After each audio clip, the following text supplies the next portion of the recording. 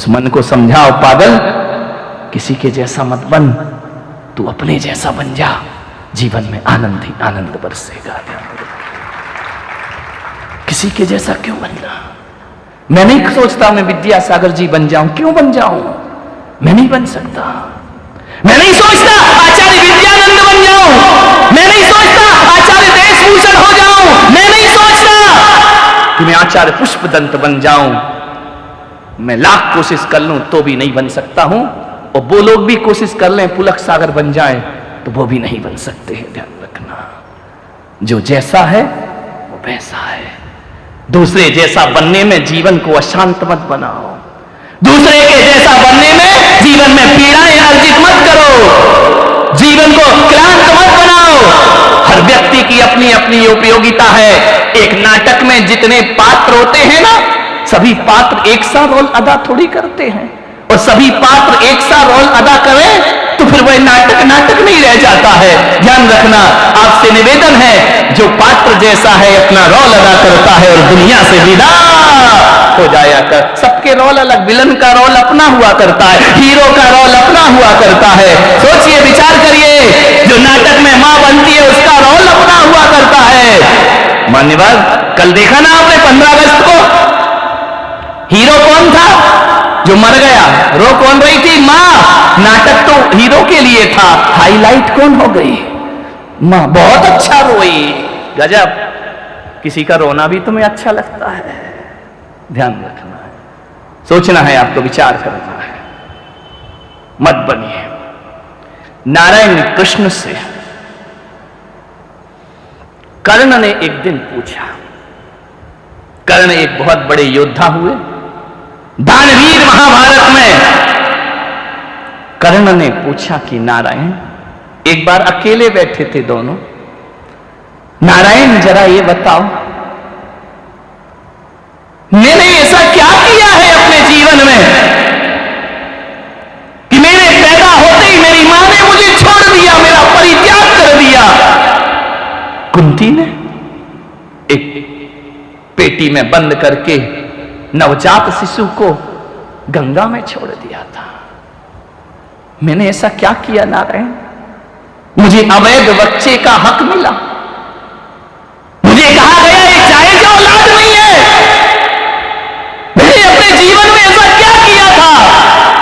नारायण जरा ये बताओ कि जब मैं बड़ा हुआ तो द्रोणाचार्य ने मुझे अपने आश्रम में नहीं रखा।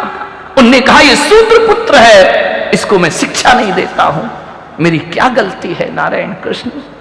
मुझे ऐसा जीवन क्यों मिला?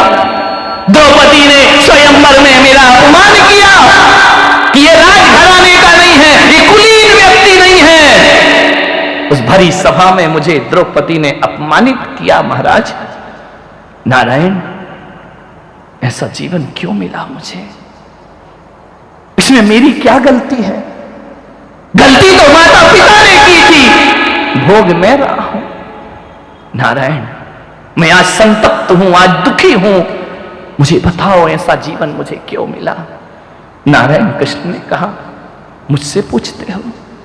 हां मधुसूदन, हां केशव, बताओ।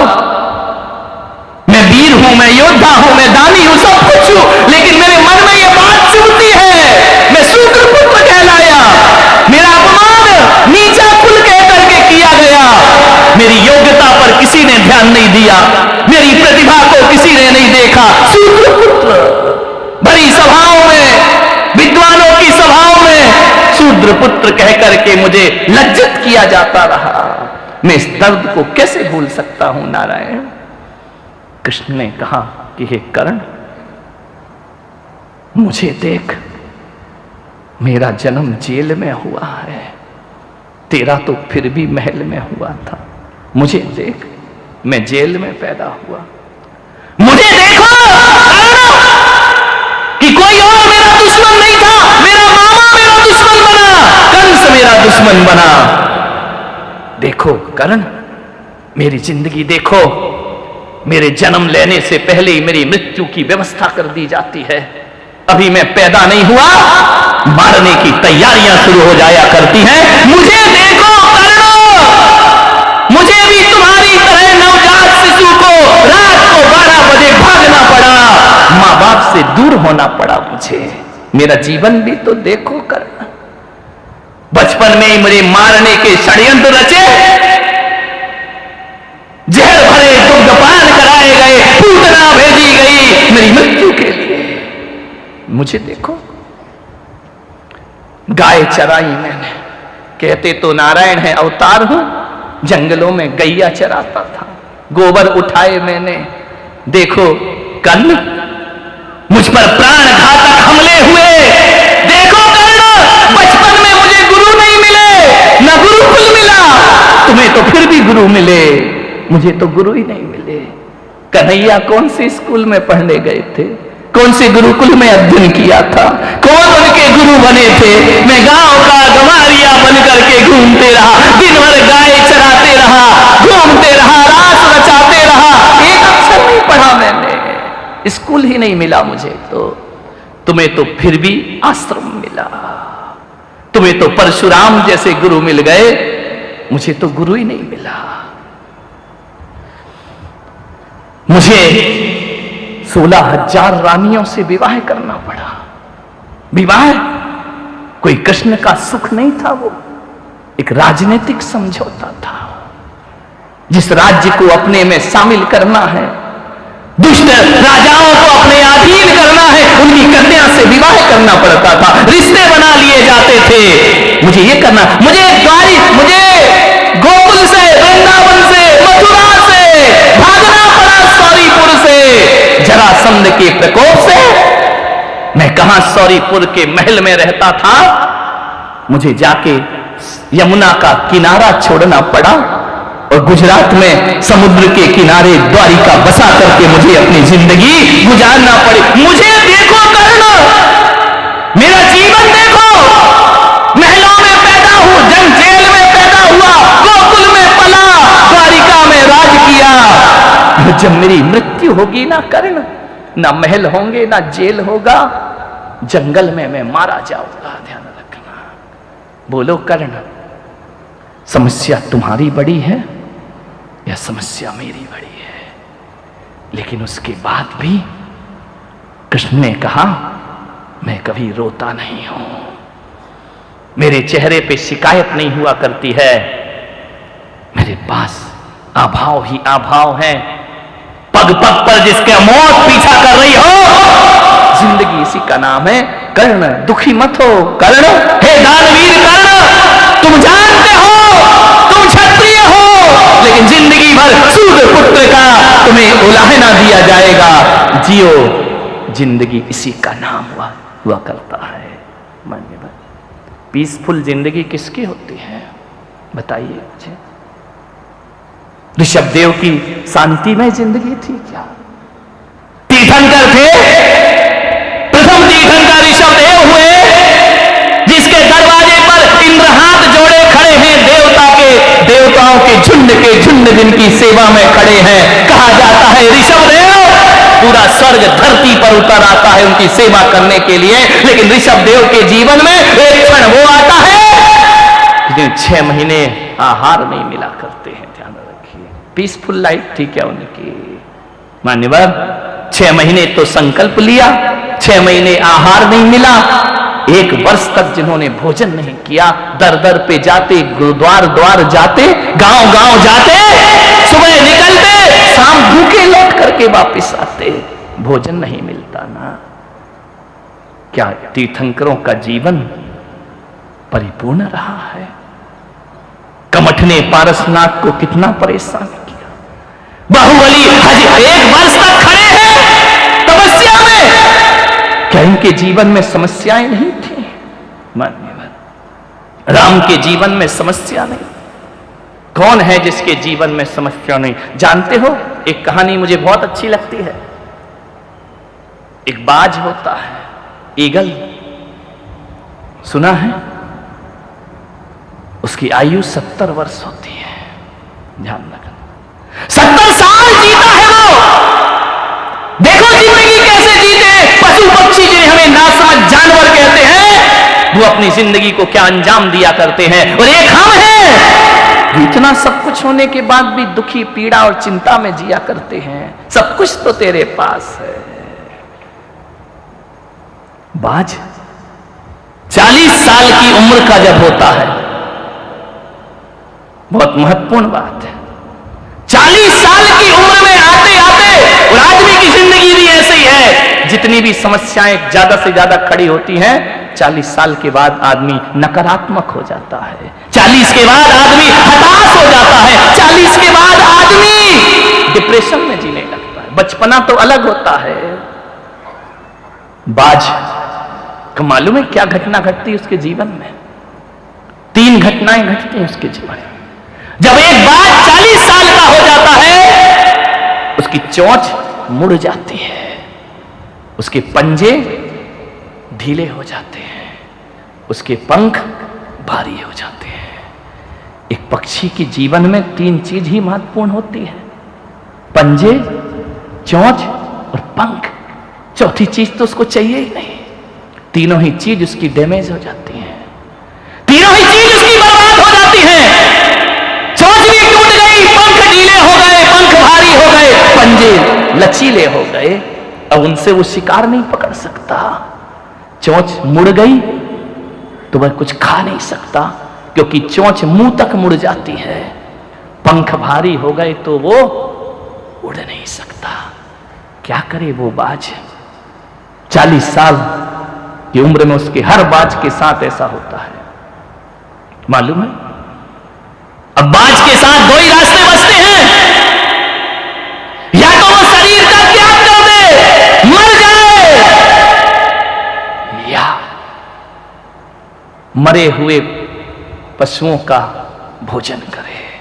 किसी का छोड़ा हुआ, कौओं का छोड़ा हुआ, चील का छोड़ा हुआ जूठा भोजन करे। बाज जूठा भोजन नहीं करता है, ध्यान रखना। गिद्ध तो कर लेती है, गिद्धों का छोड़ा हुआ भोजन बाज करेगा।